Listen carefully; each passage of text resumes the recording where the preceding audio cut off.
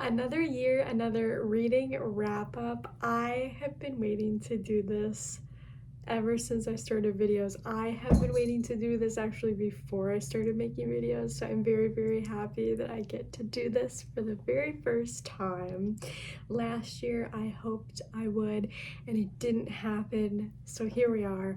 I am so proud of myself for finally putting myself out here and enjoying the process of reviewing books and sharing it. I have wanted to do it for so long, and I finally let myself, because I was really the only obstacle in the way. So welcome. If you're new here, my name is Anna. I am first a podcaster, and now secondly on BookTube and MusicTube, if that's even a thing. Welcome to my 2025 reading wrap up. What did I read this year? Well, here's my recap. I read 56 books this year, and this was actually the first year that I did not make a reading goal. Normally my goal is 50, so I did top it, but I found it interesting that because I didn't set a goal, I actually easily hit the goal that I normally would have made. I was just super curious, if I naturally did not have a goal and was not, trying to hit a number, how much would I want to read? And it appears that I do genuinely enjoy reading the same amount as I do when I do make goals, if not a teensy bit more. So that was very enjoyable to discover. I am so glad that I just have a genuine zeal for reading, and it's not because any sort of pressure is on me. So first of all, yay. Second of all, similarly, I think this year has proven that I am finally really getting a hang of my own reading world. I only read 2 books that were under 3 stars, and I'm very proud of that fact. I'm very proud of that fact. That being said, I am still very stingy with my 5 stars, so the majority of my reads are 3 and 4 stars, but nonetheless, that is not bad by any means. And I'm very grateful that I've gotten to a point where I know myself well, I know my desires well, and I actually act on them. And because of that, I find many stories that I enjoy and love and get to share with other people, because I tend to read very empathetically, and so I'm always excited to share what I'm reading out of the joy of sharing empathy with others. So again, welcome. I'm so enthusiastic today. The sun is out a little bit, which is a Christmas miracle. So here we go. I did have 2 books that I did not finish, so I didn't count those in the 56, but just a sidebar there, 58, not really. I have 3 reads additionally that I'm gonna show at the end that are my 3 current reads, so there's still like a week and a half left in the year, so we'll see if I finish these 2.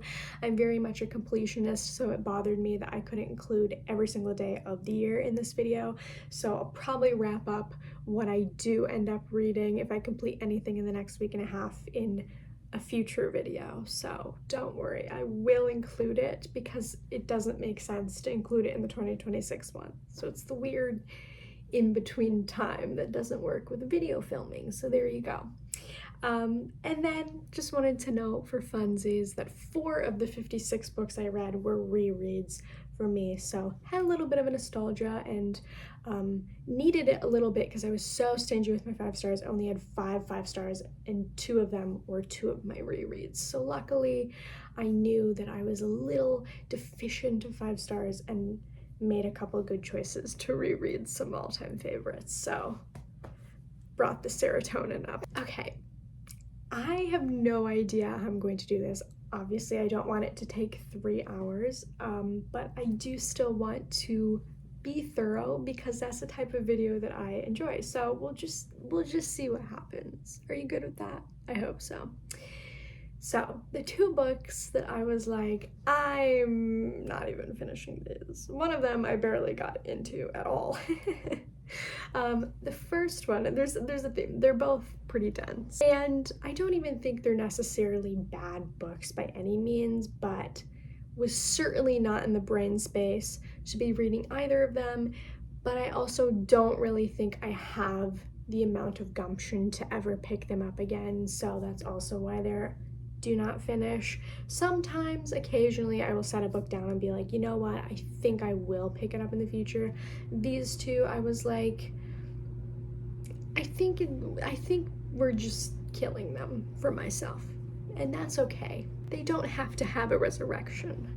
Jesus did. Not everything needs a resurrection. So the first one is The Weight of Glory by C.S. Lewis. Now, it's no secret, especially if you watched my college video, that I love C.S. Lewis, took a C.S. Lewis course in college. But I am no stranger to the fact that C.S. Lewis is incredibly dense. I think I was hoping The Weight of Glory would have a lot of good meditations on grief, perhaps, because that is a theme that I've read a lot in the past year or so. However, it ended up just being very heady ramblings that I didn't find I cared to read, so there you go. Keep it short and sweet. And the second one, very recently, I did not finish, barely read, The Winter's Tale by Shakespeare, which, if you've kept up with my videos, is not super surprised. I continue to give Shakespeare chances, and I'm learning. I think, English major that I am, he's not my thing, regardless. That being said, I do still have Othello on my TBR, because that is my last hope of me enjoying something by Shakespeare. But the most I have enjoyed Shakespeare is The Taming of the Shrew, purely because of my love of Heath Ledger. So, Winter's Tale, no thanks. So this actually almost never happens, but this year apparently it happened 3 times, and I feel like all for very different reasons. There were 3 books this year that I gave no rating, which, again, I'm very perfectionistic, so this is very surprising, but I think there's good reasons. The first one is The New Jim Crow by Michelle Alexander. This is like a titan in books on African American history and Black History Month. This was one I particularly wanted to read and listen to during Black History Month, and it is about incarceration in the modern age.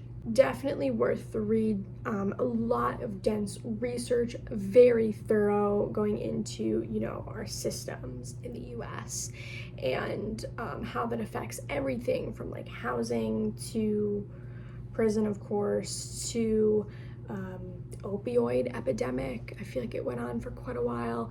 A lot of really thorough research for the sake of advocacy, and it was great. More than anything, for empathy's sake, out of the content, out of digging into racism and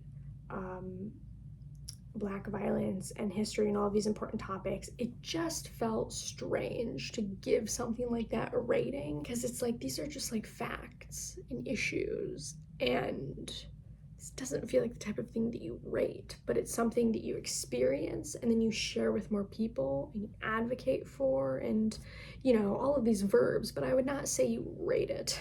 The second one, I simply just never read philosophy, but for the sake of one of my friends, I did read Epictetus's Discourses and Selected Writings.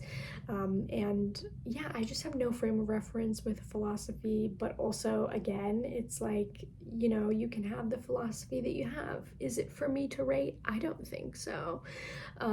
So there were bits of Epictetus I really enjoyed in terms of existentialism and just things to do with spirituality, in my opinion, that align with my worldview. But then there were other passages where I was just pretty apathetic about it. So I feel like that's how philosophy worldviews go, right? They're either hit or miss. So felt weird to rate. And then the third one, the strangest thing, honestly, that I read this year. That was for by recommendation of someone else that I met this year, and that is I Have No Mouth and I Must Scream by Harlan Ellison. I've never read Harlan Ellison. I was told he is a sci-fi titan, and it was very depressing. Very, I don't even think that disturbing is the right word for me. Just a very dark experience that honestly made me concerned for the well-being of the person who recommended this to me. And so yeah, it was another audio experience, and admittedly I definitely did not catch everything in the experience. It's I don't know if it's considered a short story, but it's definitely a shorter work. But overall, it was very bleak, and I think, if nothing else, it was just simply not a worldview that I could prescribe to. I don't know. This one evades description for me. It was just very dark and devoid of hope that I very much believe in. So it wasn't even that I just disagree, I've disagreed with things before and given them low ratings, but I didn't feel that I was tuned into the story long enough, in depth enough to give it a proper rating. So I didn't rate anything 1 star, and I've only rated 2 books my entire life 1 star. As a writer myself, I find it rude to give anything a 1 star. Not that you can't, obviously do what you want, but for me, I know how much energy and dedication it takes just to publish something. So for that empathy alone, I find it really hard to warrant giving anything 1 star. So 2 stars really where my dislike sits when I dislike something. The 2 2-star books that I read, the first one was Mindset, The New Psychology of Success. And this is a unfortunate one to say here because one of my friends gave this to me for my birthday. This was more like, in terms of self-help, I don't like self-help, and this was the epitome of it. And why I gave it 2 stars is because it was a good concept. You know, shift from a limited mindset to a mindset that's constantly comfortable with learning and growing and changing, because that's going to get you farther in life and relationships, etc. Absolutely. But I think that could be like a 1 sentence, 1 Instagram post, 1 TikTok summary. This did not need to be a 250-page book. I found it very unnecessarily verbose and rambly, and it felt like physics, where if the root is really just the same formula, why did you have to keep repackaging it? I don't get it. Then the other 2-star I gave was Mental Fight. This was an epic poem by Ben Okri. This was my first Ben Okri and probably my last. This one was one where I specifically disagreed with a lot that was being said and going on here, just via worldview differences. So there was a lot about, like, it was also just very vague and, in my opinion, a little convoluted, in feeling like he doesn't even know what he's trying to say. I read this at the start of a readathon, and I was like, this could turn into a really weird readathon at this rate. I don't know. But it just felt like a lot of platitudes that meant not much of anything. Like when you therapize a lot of words and just like throw out everything that you learned, but it like doesn't actually make sense and it's just word salad. This felt like the spiritual equivalent of that. Go look for the direction of your inner light, and then, you know, and also ideologically, these types of general spiritual sentiments are so interesting to me, because no one wants to, you know, have any association to organized religion, least of all Christianity, which is what I profess personally. And yet, again, it's like physics, where they're like, I'm gonna make my new equation, and you're like, I don't think you realize how much of the Venn diagram is crossing over. And It's funny. It is funny to me. Because you're like, I'm going way over here. And you're like, actually, you went like here. So ideologically, I find it amusing. People don't stray as far as they think they do. Even when they are in a completely different organized religion, there is so much in common. Would love to have more of those conversations. Then we get to the largest section, which I will do my best to not make 12 years long. I read 27 3-star books this year, which again, these are not bad, but they're pretty middle of the road. They're like, I wouldn't reread them, but I thought they were fine. They're not the most memorable things in the world, but they were either easy breezy or they were just kind of meh or unforgettable. It could vary from something that was entertaining, but for me it was just too tropey to put above 3 stars, to it was really, really boring, but there wasn't actually anything that I disliked and had like a strong emotion for. So that's probably like the lowest side of 3 stars. I didn't dislike it, but there was virtually nothing I liked about it. The first book that I also started the year with, I started it in December and finished it in January, was one of my rereads, The Horse and His Boy by C.S. Lewis.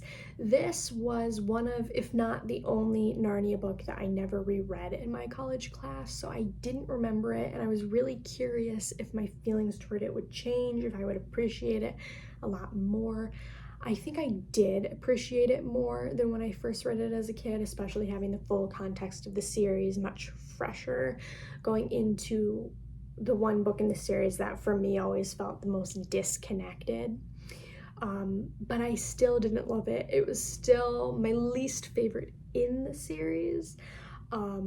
I did appreciate Susan and Edmund were brought in at one point, and Aslan, I did not remember Aslan appearing, but he did at one point, and that was a super cool spiritual metaphor that I really appreciated. So there was still some spiritual symbolism that I really enjoyed in it, but overall it felt much more forgettable to me than the other stories, and I think you can also read all the other ones, accept it, and not really lose anything. Whereas if you didn't read one of the other books in the series, you would actually lose crucial information to the story arc of the entire series. So this was definitely in a side story versus like a main chapter that gives you context for before and after. I also read a handful, as you'll see, of picture books this year. So the first one on my 3-star list was The Spectacular Suit by Kat Patrick. This one had a lot to do with identity and dress and just finding what you're comfortable wearing and how you're comfortable expressing yourself, which I do think is important for kids to discover themselves and how they want to express themselves. It felt like it could have gone deeper though, and it was pretty surface level. The sun's back out. So moving along, the next book was The Writing Life by Annie Dillard. This one, as you can imagine, is about writing. It's about where influence can come from. For her, it's a lot of nature imagery and all of the things around you in your everyday life that can inspire you. I really appreciated more perspective on how to find inspiration as a writer myself, trying to rediscover my motivations behind writing and what gives me the motivation to do it. The next 3-star was Ember and the Ice Dragons by Heather Fawcett. This was my first Heather Fawcett, and it was a delightful middle grade adventure in Antarctica, which I never read a story set there, so that was super fun. I do love the snow, so it was a joy to take a snowy excursion into a book, which I don't do almost ever and would love to do more of. This was thanks to Emma's recommendation from Emmy. Another picture book with In Tango Makes Three by Justin Richardson. This one is about a family of penguins and growing up in the family, and what it means to embrace difference, working through belonging, which every kid and family has to work through, and just bringing together different backgrounds to better empathize and learn from one another. I feel like it's hard with picture books to like find the line between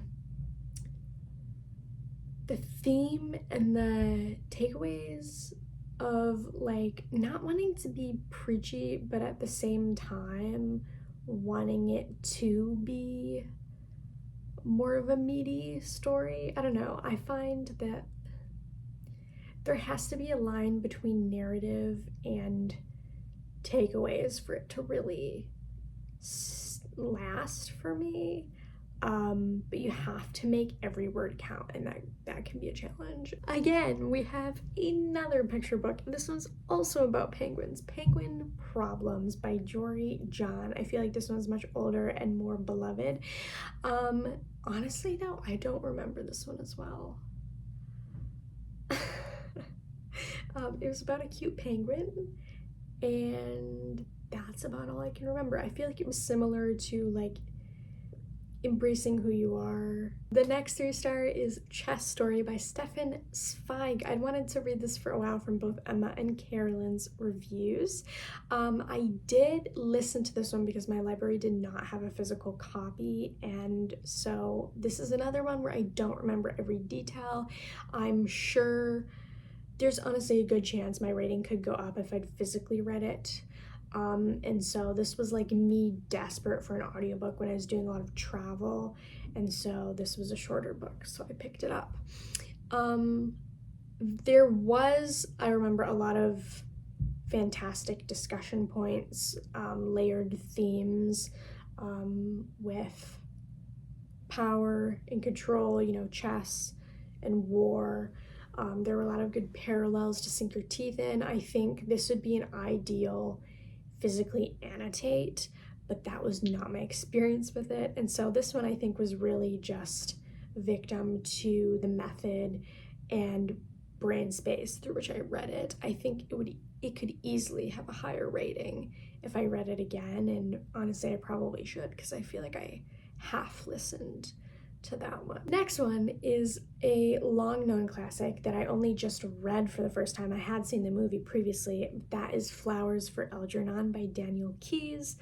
This one I could have read in high school, but I chose to read The Secret Life of Bees instead, so I finally wanted to get around to reading this one. Another audiobook. I feel like I listened to a decent amount of audiobooks this year because I started driving a lot more with some of my new work that I took on. This one, I enjoyed the themes, you know, empathy here with neurodivergence and cognitive behavior. Really appreciated that. In other ways, though, it felt like there was some unnecessary psychological details happening in the story. I don't know if I think I didn't love Daniel Keyes, honestly, as a narrator.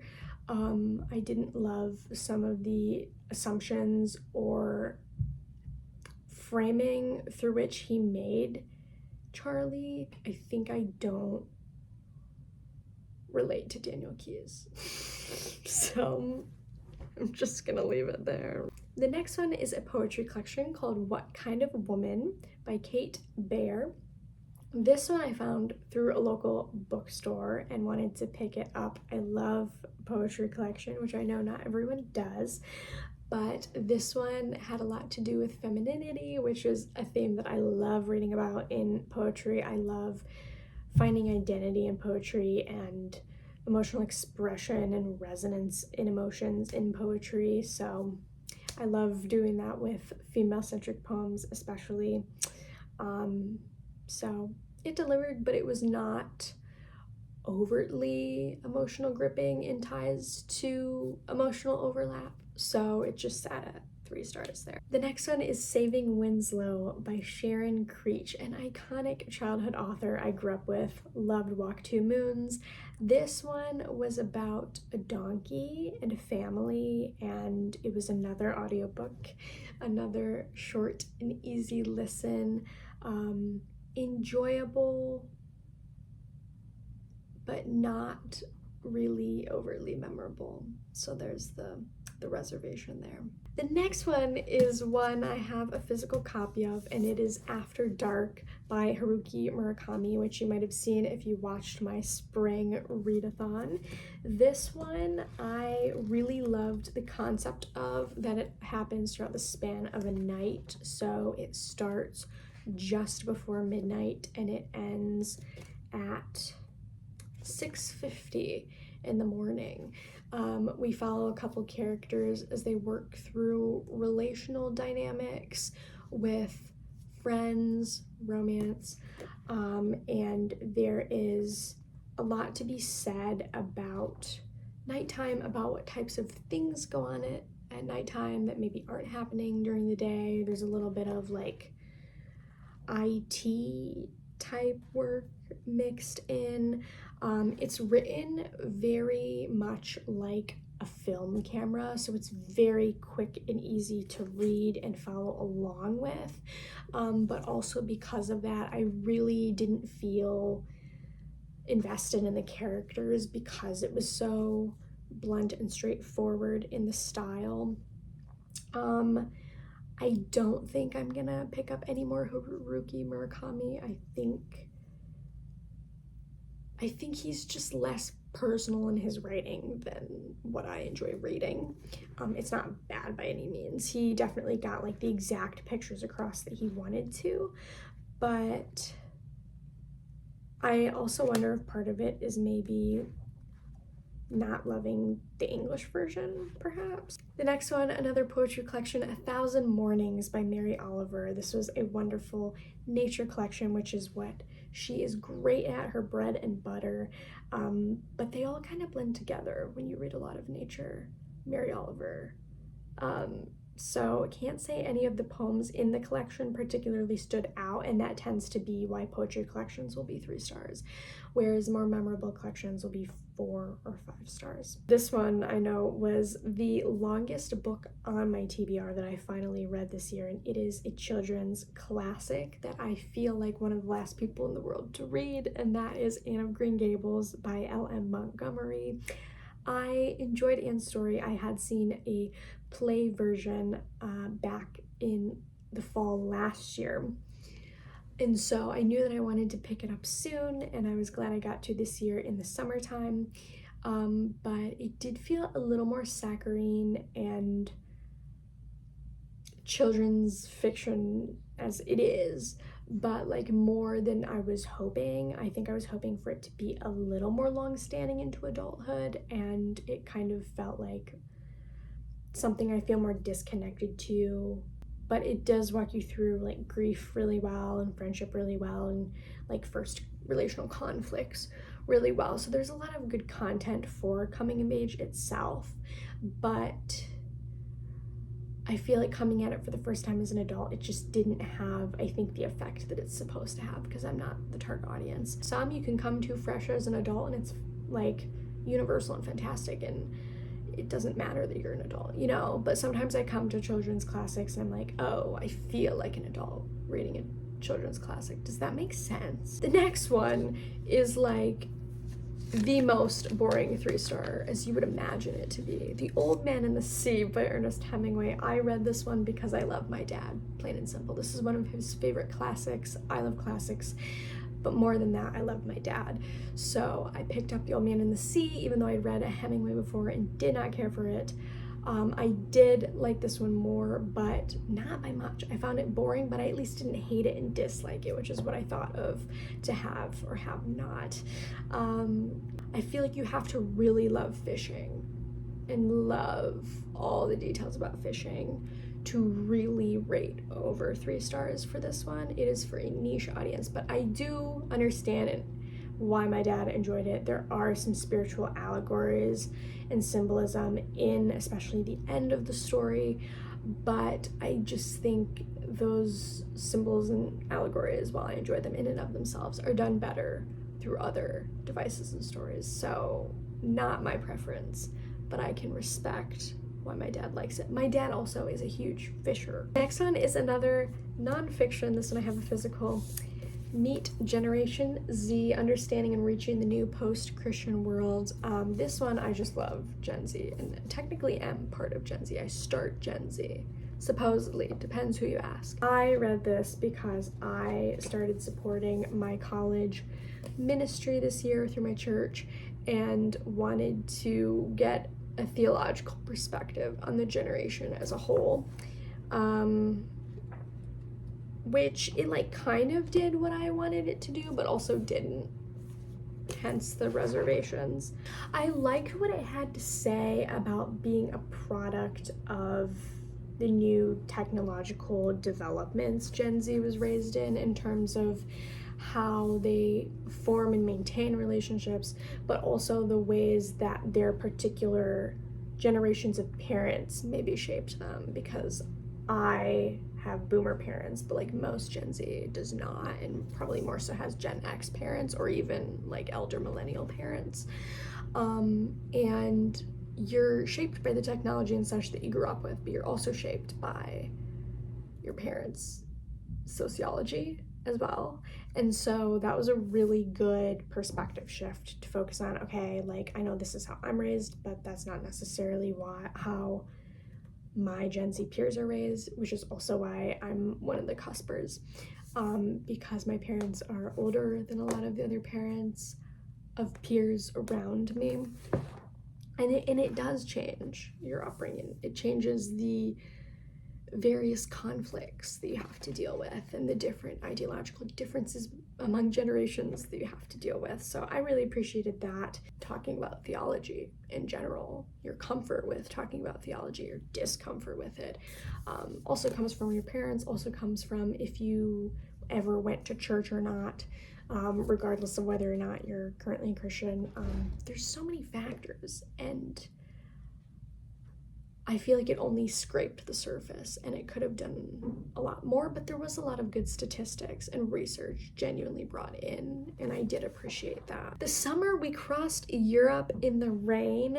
This was fun. It was very colorful. I read it during my summer readathon. It was lyrics with illustrations, and the illustrations aided the lyrics really well. I've never read lyrics, so that was an interesting experience to not know the songs and to just read the lyrics. So it was like kind of poetry, but kind of not, because I knew they were lyrics. So it was a fun, unique experience, but it wasn't, I feel like, the fully immersive experiences I would have wanted as someone who loves music. So it left me wanting. The other poetry collection that I did read during that same readathon was I Hope This Reaches Her in Time by R.H. Sin.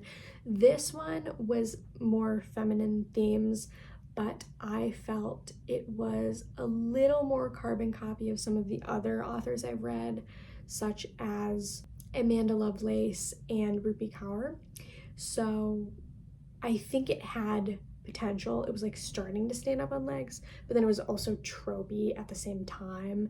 So I would have liked to see more of her shine through, and it felt like she was still leaning a lot on her inspirations versus herself. So she like kind of got it at times, and other times I was like close. And then another one from the readathon. These were all ordered by the time of year that I read them within the rating brackets. So the next one was A Sign of Affection Volume 1 by Sue Morishita. This one was just incredibly tropey, and it was specifically insta-love, and I do not like that. It's not realistic at all. If anything, it's love bombing, so I can't really get behind an insta-love story. But it was a cute manga, and I can understand why people love manga. The next one is A Little Princess by Frances Hodgson Burnett. This is another children's classic, and I found the protagonist a bit insufferable. I forget her name now, but she was very much like I am perfect, and all my other friends are simpletons and a little bit ugly. And you're like, why are you treating your friends this way? She just felt too pretentious for me. Obviously, she did have very negative things happen to her. It had a lot to do with classism as well, and working through concepts of prejudice, and working through, you know, building and restoring friendships in childhood, especially in girlhood. So those were all really good themes, but man, it was really hard to sit with the protagonist because I just found her frustrating and out of touch with reality in some ways. And it clearly was just, again, another children's classic that was not for me. Another poetry collection, You Better Be Lightning by Andrea Gibson. So I enjoyed all the poetry collections, but a lot of them I thought came a little bit short. There were some really good poems in her collection. My favorite had to do with suicidal ideation and finding hope to continue. That is something that I just always promote, period. So I really liked that. Then I read a BookTube Book Talk favorite that I'd never read before, which was Throne of Glass by Sarah J. Maas. I still need to pick up book 2. This one I found to be tropey. I think I have potential to enjoy the second one more, but the first one, I found it entertaining and a little bit cozy. I did like that there were some wintry vibes. I wasn't expecting wintry vibes. But I also thought some of the writing was not the best, and I'm hoping it improves as well. There were certain moments where I felt like it was missing details that it needed. And so there were just moments where I found the writing sloppy and it took me out of the story, which is always a bummer when I really want to be immersed in a story and the writing is distracting.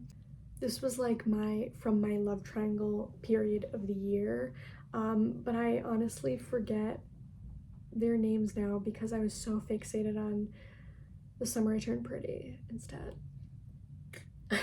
So, but I like the moody boy more. Well, I guess they're both moody in different ways. Cole or Kale. I like Kale more. Is it Kale? Cole. Are we talking about the green or what you get from Santa? I forget. I know I knew at one point, but it's been a few months and I've now forgotten. So yell at me in the comments. How do you pronounce it? Okay, the next one I read and watched for the first time and it was a delight. I was like, what the heck? My easily scared self kept me from this for way too long. I read Coraline. I enjoyed the movie a lot more, but Neil Gaiman did a decent job. That was actually my first Neil Gaiman I'd ever read. I found it a bit eerie though, the mice especially, but I did really enjoy the immersive storyline, and it was easy to root for and be with Coraline. It was easy to enjoy the cat, and it was very realistic to how cats would engage in the world. It was easy to feel dread by the other mother, and I think the suspense, regardless of discrepancies between the media, was done really well, and the ending was, you know, a little like twists and turns. I really appreciated and kept me focused until the very end. So it was a nice little engaging story, but I appreciated it more in the movie format. I liked the extra whimsy that the book did not have. The book was a little too dark for me in comparison. Then I listened to And Then There Were None by Agatha Christie. This was my first Agatha Christie. I feel like I read several authors I meant to read for a very long time for the first time this year, so I'm glad I did that. I was a little underwhelmed with this one, not because it wasn't well written and the mystery well hashed out, but there was just some predictability because it was built upon that poem, and so in terms of what I enjoy from mystery, I enjoy unpredictability. So the fact that there was predictability kind of took away a lot of the entertainment value of the book for me. So that just kind of was what it was. I did read another Shakespeare this year. I don't know what I was thinking, but this one I basically don't remember at all, and that was As You Like It. This was a comedy. It was featuring Helena Bonham Carter in the audio cast that I listened to, so that was fun. I thought maybe I'd be more engaged through an audio cast, but all of his plays start running together for me with like themes that he tends to write about, so that also makes them easily forgettable. And this was my first moment where I was like, maybe I should stop trying to add his plays to my TBR, and then I DNF'd the other ones. So I read The Bloody Chamber and Other Stories by Angela Carter. I really liked the Bloody Chamber story most of all. The suspense with the horror was done really well. It was not too much horror that I was scarred and scared, but it was enough to keep me flipping faster and faster as the story ended, and I was pleasantly surprised that the ending was not negative. So I really liked that it kept me on my toes and guessing until the very last sentence. The other stories I found strange in terms of the angles it took on sexuality and such, and it made me uncomfortable to the point where I was like, I really don't even want to really in-depth talk about this. The next one was The Turn of the Screw by Henry James, which I'd never read Henry James before. I didn't know what to expect, and it ended up being quite a struggle, as I think most people come to a consensus with on Henry James's writing. It is a lot of very long-winded, strangely worded sentences, but also this was the end of my like spooky season reading, and all of them, other than Coraline, were pretty underwhelming in terms of my hope of being thrilled or scared. And so by the time The Turn of the Screw came around, I was like, these ghost stories, man, they're not scary. I kind of don't have any desire to read a ghost story again because they've all been kind of boring.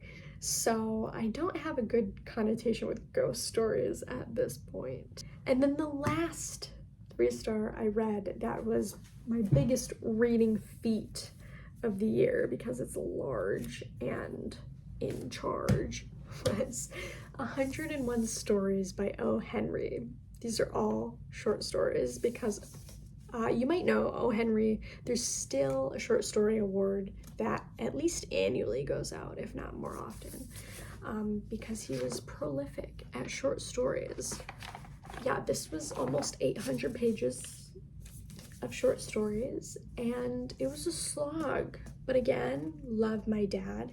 He gave this to me, so I was determined to read the collection that he gave me. The Last Leaf is his story that I would recommend to everyone. It has everything to do with friendship and empathy and hope.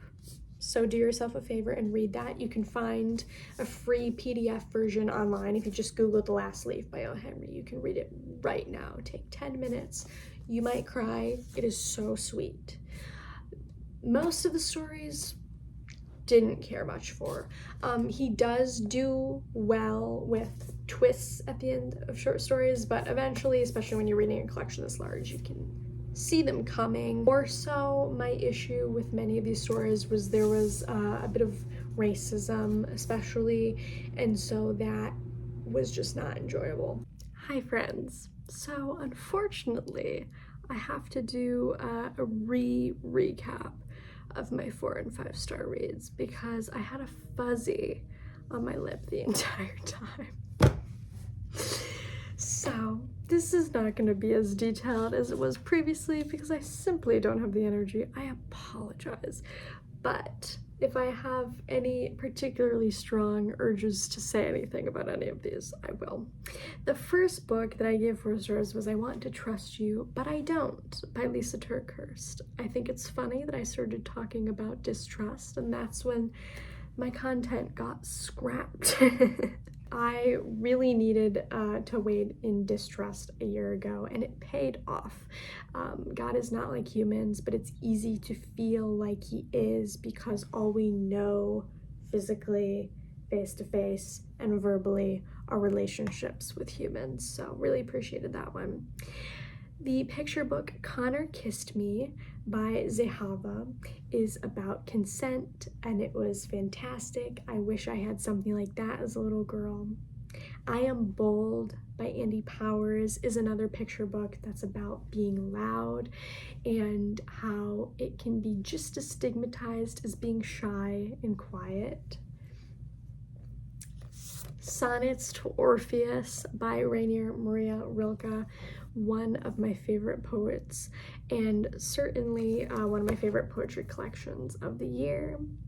There are so many poems that I enjoyed. I'll read you one little stanza of one. But life is still enchanted for us. In 100 places it still is a source, a playing of pure powers that no one touches who does not kneel and marvel. There was so much about the wondrous joys of life in here. 3 early stories by J.D. Salinger. This was the last of J.D. Salinger's works I had not read. These were 3 stories published throughout his lifetime that have to do with relationships and culture and figuring out socialization. So all coming of age, all quirky and funny, and that's exactly what I enjoy from J.D. Salinger. The Happy Prince was a picture book by Oscar Wilde. It had a lot to do with modernity and how it reacts to ancient things, in this case, a statue. So there was a lot of depth in this picture book. It was definitely the deepest picture book that I read. 3 Wild Dogs by Marcus Zuzak. I discussed this in a previous video. It is a dog memoir for his rescues, but it's also broad enough, universal enough that anyone who's ever loved a pet will find themselves in it. I reread, of course, The Ballad of Songbirds and Snakes by Suzanne Collins.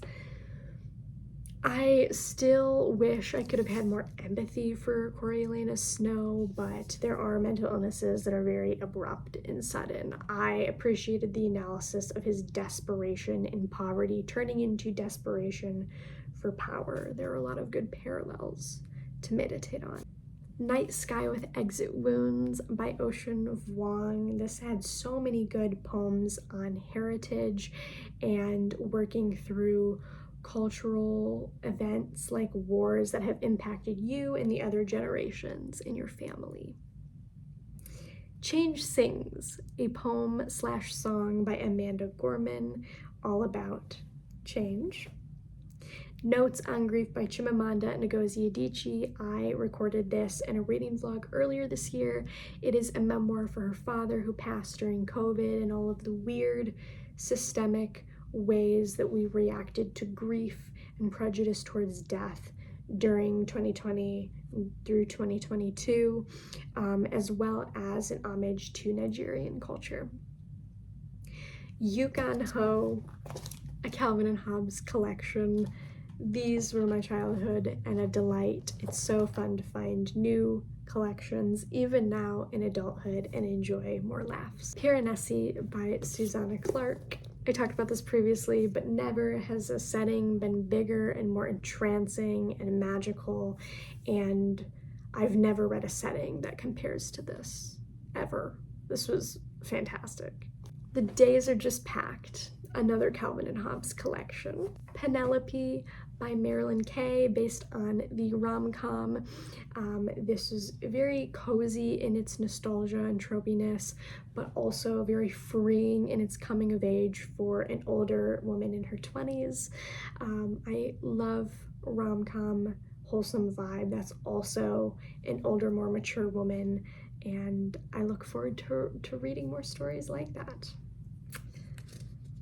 The Canterville Ghost by Oscar Wilde was probably the most unexpected surprise. It was a gothic setting, but a very heartwarming story, and I almost never get those two things coming together in spooky reads, so I really, really loved it. The Hallmarked Man by Robert Galbraith. This is number 8 in the Cormoran Strike Murder Mystery series. This one, the mystery was not very strong, but the subplots were driving the plot, and for that, it was very emotionally tense and left us in a very emotionally tense place. So this one was more so for people who are really invested in the main 2 characters. And then easily my favorite 4-star read of the year was Babel by R.F. Kuang, which I just read with the Game of Tomes book club. So many good meditations on translation. You can go watch my reading vlog if you're interested. But basically the only reason it wasn't 5 stars is because I wish it would have done more with translation and more with the magic system specifically. But easy to invest in the characters, easy to root for the cause and against imperialism, and there's so much that is so relevant to even being able to read a book, and so many translated books in the world now that I can't not continue to think about. So the 5 stars of the year, we have my favorite book of the year, Sunrise on the Reaping by Suzanne Collins. This is Hamish Abernathy's prequel to the Hunger Games during his 50th games / quarter quell, and this solidified that Hamish is definitely my favorite character. He is so innocent, so much more innocent than I expected. I cried so many times, but it really keeps the injustice in our world fresh and the horrors that children in our world experience fresh, and I appreciate that it did not sensationalize the ages of these kids, but rather just made everything so blunt that you had to be emotional. Reread 2 of my all-time favorites, like I said, the first being The Outsiders by S.E. Hinton, where I analyzed Ponyboy's voice, because voice is very important to making someone distinctive and unique and capturing the reader, as well as character development and then just favorite quotes overall. S.E. Hinton does such a simple but beautiful job at capturing an atmosphere and friendships, relational dynamics, and there's so much love in this book that seeps off every page. Franny and Zooey by J.D. Salinger, I've talked about this a lot lately, but I love The Glass Family. I love a sibling story. If you have other sibling story recommendations, please give them to me. And finally, Holier Than Thou by Jackie Hill Perry, which is on a larger scale theme of distrust, like Lisa TerKeurst's book. This was the most needed for me this year in terms of my emotional and mental and spiritual world. Jackie Hill Perry is a theological speaker. She's given plenty of sermons. She's also a hip-hop artist, and I've consistently listened to her podcasts with her husband and other guest stars all year long. What I loved about this book is she specifically said this is a book that I wish I had, which is why she wrote it. It is a book from a wounded person to wounded people to remind you that God is not a human, that he cannot hurt you like a human, and all of your pain can be valid, and God still has not added to the pain. If anything, he wants to take your pain from you so that you no longer have to be burdened by it. This was a very liberating book I'd recommend to all of my Christian friends for freedom from pain. Much more abbreviated, not the like perfectionistic ideal, but maybe that was kind of the point of having to refilm this. So I just wanted to quick recap what I'm currently reading. I have a Christmas collection that is all classical authors, so I've already read some Louisa May Alcott and Ella Montgomery short stories. There's also some poems in here. I found these from Carolyn Marie Reed's. This is my 3rd and final collection. I read one a year during Christmas time, and it's just been a nice way to get more taste for some classical authors while enjoying the Christmas season. I haven't read nearly enough of this yet, but I'm reading Romanov by Nadine Brandeis, which is a historical fantasy retelling of Anastasia. And I think there's also going to be some romance. I have a feeling it will be just an easy breezy, enjoyable read. It's young adult, and I hope there's a lot more of the family dynamics in here too, because I think I will really enjoy that. And I've been doing so many buddy reads, including Romanov, so I'm really excited to just dig back into the book I've started months ago that was really truly for myself, and that will be what I end and start the year with, I'm pretty sure. Ship of Theseus by V.M. Straka. I love a multimedia experience, so this is right up my alley. I don't really know what to predict or expect.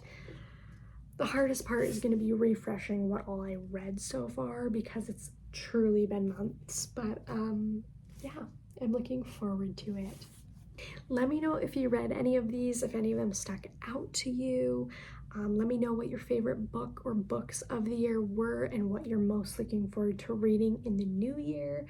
I know for sure one book I really want to read is The Blue Castle by Ella Montgomery, because it's about a 29-year-old woman, and I am turning 29 next month. Yeah, with that being said, thank you again for coming along with me. It has been such a joy to do this and to genuinely have joy in this hobby and getting to share my enthusiasm. So thank you for being willing to listen, and I look forward to many more reading journeys and excitements and grievances with books. They're really, I feel, a grounding routine for me throughout emotions and mental health, and a very necessary part of my life. So I'm looking forward to another wonderful year of reading. I think my main goal is, again, not a number, but hopefully to maybe up the average ratings that I have of books, because I did have a lot of 3 stars this year. I would like to see more 5 and 4 stars. I would like to see the 5 and 4 add up to more than the amount of 3 stars, just because I would love to have stronger emotions about all of the things I'm reading, because that feels, even when I don't like something, that feels a lot more worthwhile than a lot of apathy, right? So I don't know yet if I'm gonna officially make a reading goal, but now I know that I will read just about the same that I always read every year, unless some huge thing comes up that I can't predict, because you never know. That's how life goes too, right? So I hope you guys enjoy your holiday season. I hope it's genuinely rejuvenating and restful, and I will truly see you in the new year. So happy holidays wherever you're at, and I will talk to you soon.